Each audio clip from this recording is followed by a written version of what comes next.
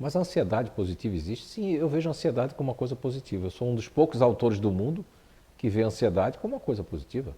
Agora depende da tua interpretação da ansiedade, porque a ansiedade, assim como o nome marketing, assim como outros nomes, podem ter várias conotações. Há um caminho da ansiedade que as pessoas acham que a ansiedade está ligada ao medo, está ligada à amígdala cerebral, está ligado... Já foi, já teve já.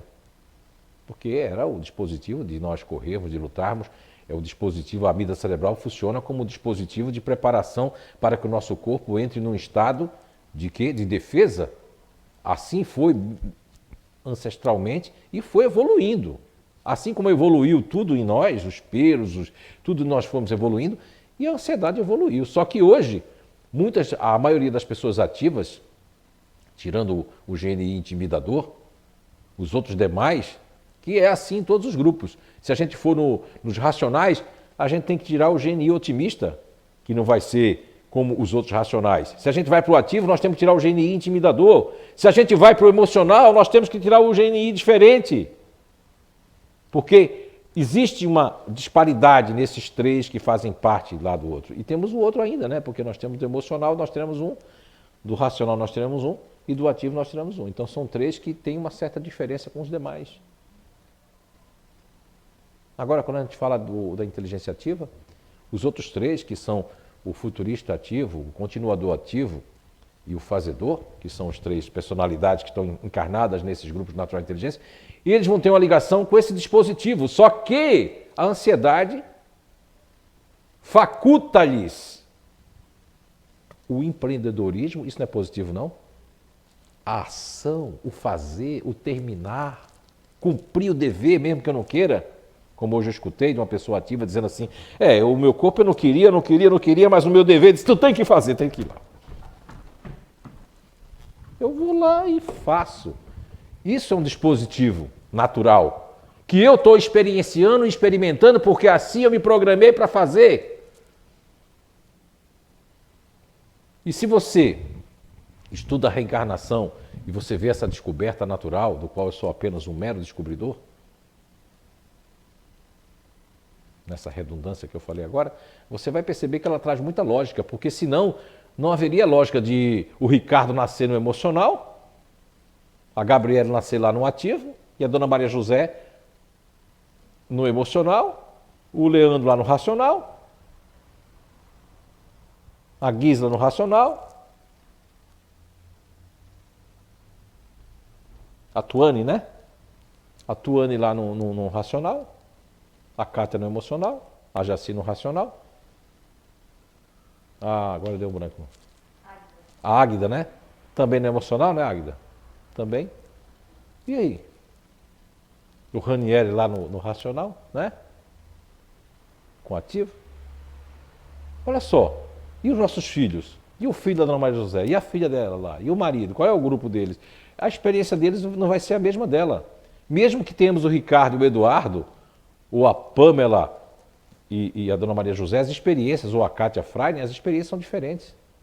Os espíritos são diferentes. A essência é uma construção diferenciada. Então, as pessoas que estão no ativo têm uma ansiedade positiva de tudo que eu falei. Agora, a ansiedade pode se tornar negativa? Sim. A precipitação, a preocupação desvairada, o julgamento apressado, a raiva contida, a irritação, a intolerância com o tempo. O tempo é relativo, né? O tempo é uma relatividade da Terra. Albert Einstein não completou os seus estudos ali, as suas descobertas com a relatividade do tempo. Mas o tempo, ele pode ser linear, pode não ser linear, pode ter uma estrutura diferenciada nos outros mundos, pode ter uma estrutura diferenciada no mundo espiritual, como muitos já têm atestado que o tempo lá não é o mesmo daqui. Mas nós queremos que os espíritos, que as coisas que vamos acontecer, aconteçam no nosso tempo e não no tempo daquilo que está sendo preparado para acontecer. O que são dias para nós pode ser que seja diferente, ou que os caminhos que as pessoas estão enviando as coisas, como aconteceu com o depoimento aqui da Dona Maria José, como aconteceu com o próprio Ricardo, através de um primo, aquela coisa foi vindo, foi impulsionando, uns mais rápido, outros mais demorados. Mas a decisão é nossa. Não importa se eu nasci na inteligência ativa, se eu tenho que empreender, fazer. Eu, lógico, que o meu espírito vai cansar, por quê? Porque o que cansa é o meu espírito. Mas o meu espírito não vai cansar. Ah, não cansa? Ou cansa? Não, vai depender. Se eu tiver um corpo que está lá na questão 366, 67 e 369 do Livro dos Espíritos, nos fala que quando o organismo está perfeito, o instrumento está perfeito, o nosso espírito consegue se manifestar melhor. Conseguimos pensar melhor. Você chega num lugar que a pessoa está passando fome na África. Por que aquelas crianças não aprendem? Porque o nosso cérebro precisa de 20% de oxigênio, mas precisa também de alimento, de proteína. Precisa de o alimento para o corpo para que o espírito possa se manifestar. Então é um conjunto de uma boa alimentação.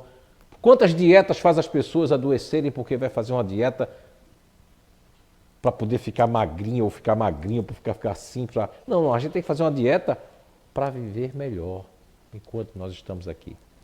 Então não importa se você é da inteligência ativa, da inteligência racional, da inteligência emocional, porque você ter esse conhecimento, quanto um privilégio, vocês que estão assistindo a gente pela primeira vez, não estão entendendo quase nada, vai lá, aí é à vontade. O que é que eu vou fazer assistindo isso agora? Eu vou julgar, eu vou condenar, eu vou torcer o rosto, ou eu vou buscar lá o projeto Identidade Eterna do ano passado, das gravações todas para entender, aqueles painéis com as pessoas aqui comprovando, né? E a gente está fazendo os painéis aí, aqui mesmo. Então, antes de julgar uma coisa, de saber o que nós estamos falando aqui, o que nós estamos fazendo aqui, o bem que nós estamos proporcionando para as pessoas, sendo pequenos instrumentos, isso deve ser questionado de uma maneira positiva. Então, a ansiedade positiva é maravilhosa. E a ansiedade negativa existe na maioria das pessoas. Tem outras que não vão sentir isso. Como a Jaci, eu, outros aqui que não vão sentir tanto isso aí. Mas alguns aqui vão sentir. Vão sentir mais, vão sentir. A própria Tuane, que vamos considerar muito mais fria do que a Guisa, mas ela pode sentir uma ansiedade de um conflito, de algo que ela vai achar que aquilo pode ser uma cobrança, ou que aquilo pode acontecer e que aquela pessoa vai me cobrar aquilo, não é verdade? E aquilo vai gerar o quê? Na Tuane vai gerar um desconforto. Porque eu criei, mas veja bem, não foi ter nascido no neutro racional, né? Racional, neutro racional, nascido nesse GNI. É porque eu estou achando isso. Quando é que eu acho isso? Quando eu estou devendo alguma coisa, ou eu acho que eu estou devendo alguma coisa, porque eu deixei de fazer alguma coisa, eu esqueci. Não é? Aí onde entra a aparência. Qual é o que era mais... O caminho mais fácil é o que menos a gente faz o caminho mais difícil. Não estou dizendo que a Tuane faça isso, mas eu estou dando exemplo para qualquer grupo. Qual era o caminho mais fácil? Era chegar e dizer assim, olha, Marcelo, eu esqueci. Esqueci, pode isso. Não é o caminho mais fácil? Mas as pessoas não fazem. E não é só por conta do orgulho, da imagem, não. É porque às vezes as pessoas, elas criam as suas próprias tempestades. Muitas vezes nós criamos as nossas próprias tempestades. E aquilo vai crescendo, aquilo vai tomando assim. E se tiver uma pessoa que queira nos enfraquecer, que aí entra...